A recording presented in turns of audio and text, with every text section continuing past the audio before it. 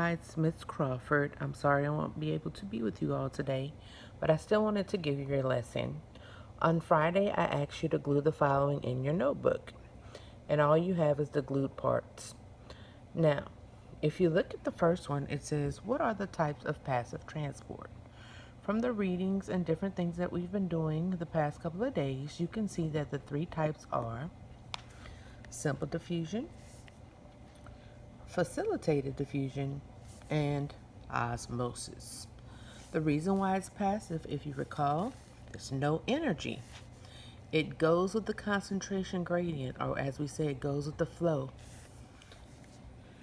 It goes from high to low. So if you remember the little man, he was trying to go from the top of the hill to the bottom of the hill, and that required no energy because he was going with the concentration gradient.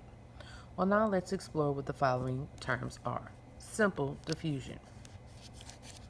Simple diffusion is talking about like simple substances, gases, oxygen, carbon dioxide, simple things moving across the cell membrane from an area of higher concentration to an area of low concentration. So whenever you're looking at diagrams, you're counting the number of substances. So if you see a greater number of substances, that would be the higher concentration area versus little substances, which will be the low. And usually going to see the arrow pointing from high to low. Osmosis is a special one. It only deals with water substances. So we're talking about water solutions, and we're going to explore the three types of water solutions in the upcoming video. Facilitated, as the word indicates, facilitate means to help or assist. So facilitated diffusion is going to help certain substances get across the cell membrane. So it's help of transport proteins. So like glucose, the big sugar molecules trying to get across are going to need some help. And we're going to do that with the transport proteins. So these are your three types of passive transports. Once again, simple diffusion, osmosis, and facilitated diffusion. To recap, the reason why it's called passive, no energy, going from a higher concentration to low with the concentration gradient. Now, for our new topic, we're talking about types of active transport. The difference between passive and active is that it requires what? ATP, energy, cellular energy. Well, they have a couple of topics under these. We have our three main ones, which are endocytosis, the sodium-potassium pump, or you may hear them talk about pumps, and exocytosis. Well, if you remember, since it's going to need energy, it's going to go from an area of low concentration to high concentration. And it also can help particles get across with that pump. So we're going to be talking about sodium potassium.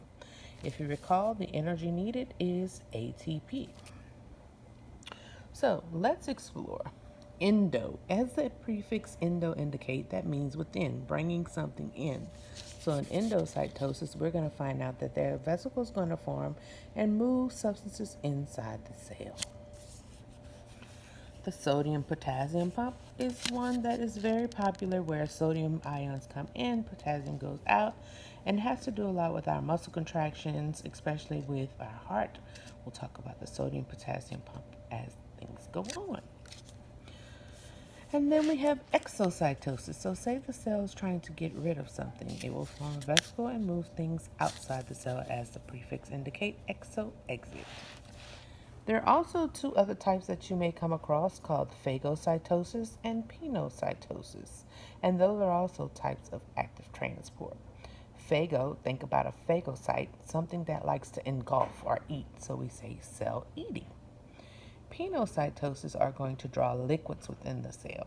So those are two other types that you may see, but the most common are exocytosis, sodium-potassium pump, and endocytosis.